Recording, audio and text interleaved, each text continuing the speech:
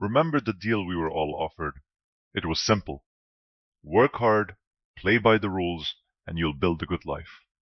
A life even better than your parents managed. That was the promise of progress, the foundation an entire generation built their lives on. A good job, a house, a family. It was a promise of security, something you earned with your hard work and loyalty. But that promise, if you look at the statistics, it's broken. For the kids of that generation, the math just doesn't add up anymore, no matter how hard they hustle. This is the great economic lie we all bought into, and the data is here to prove it. For decades, the road to a comfortable life seemed pretty straightforward. Go to college, land a good job, and buy a house. That was the formula. But today, the numbers are telling a totally different story. It's a story where the goalposts haven't just been moved, they've been blasted into another galaxy. We're not just talking about feelings here. We're going to look at the cold, hard data that shows how the pillars of that promise have basically turned to dust. This isn't about people not working hard enough. It's about the rules of the economic game being fundamentally rewritten. So let's get into it. The absolute cornerstone of the American dream has always been owning your own home. It wasn't just about having a roof over your head. It was your ticket to the middle class, the main way you built wealth. For our parents' generation, that was a tough but reachable goal. Let's look at the numbers. Back in 1985, the median home price in the US was about $82,800, and the median household income was around $23,620. That put the home price to income ratio at about 3.5. Most financial experts say a healthy affordable ratio is somewhere around 2.6.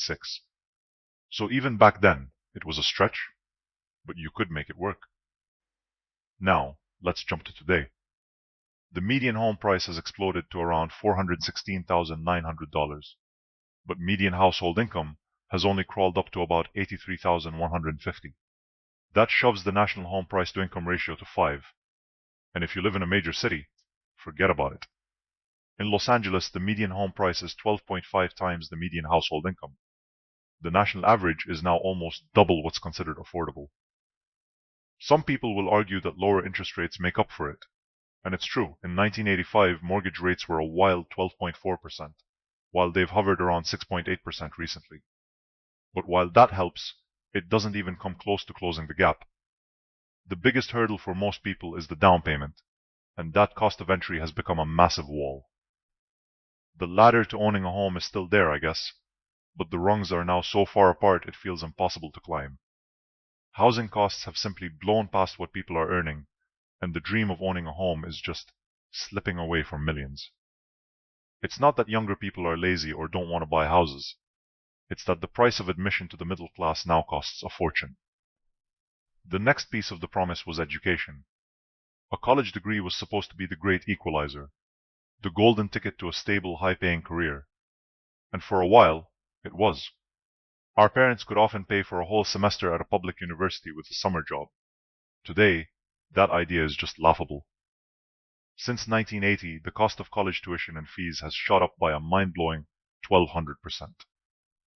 To give you some perspective, the inflation for everything else in that same time was 236%. Another analysis found that since 1980, the price of going to a 4-year college has jumped 169%. This has created a national crisis. The total student loan debt in the US is now a staggering $1.77 trillion. The average federal student loan debt for one person is over $39,000, and that's just the average.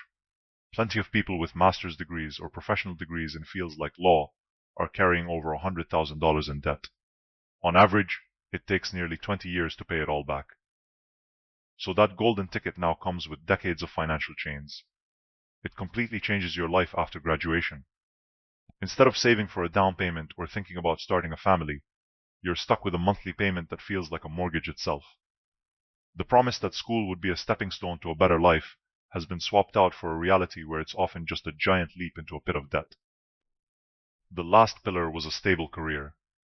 The economy after the war created this idea that you could land a job at a good company, and, if you just worked hard, you could be there for life. You'd earn a pension and retire with some dignity. That world is just gone. Job security isn't what it used to be. For workers aged 25 to 34, the median time they spent at a job was 3 years back in 1983. By 2024, that had dropped to 2.7 years. This isn't just because young people are job hoppers. The whole job market has changed. Those pensions our grandparents had, they've been replaced by 401ks, which shifts all the risk for retirement from the company straight onto the employee.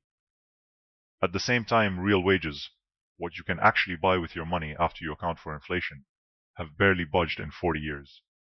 According to the Pew Research Center, the average wage today has about the same purchasing power it did way back in 1978.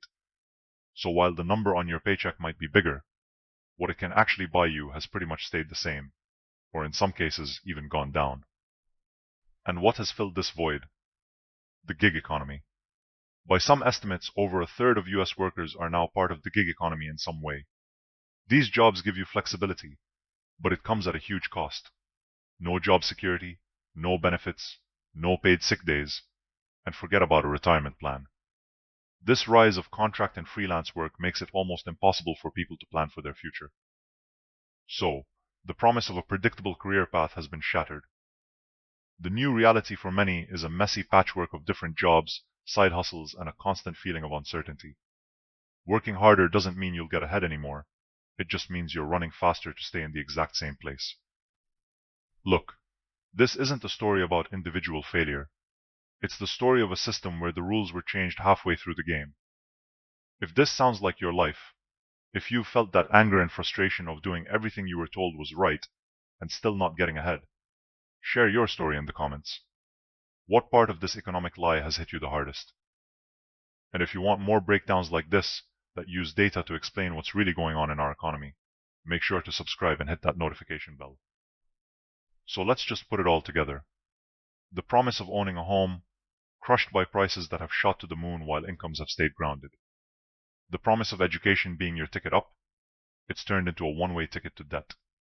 And the promise of a stable career, it's been replaced by stagnant wages and the constant hustle of the gig economy. When you really look at the data, you can't escape the truth.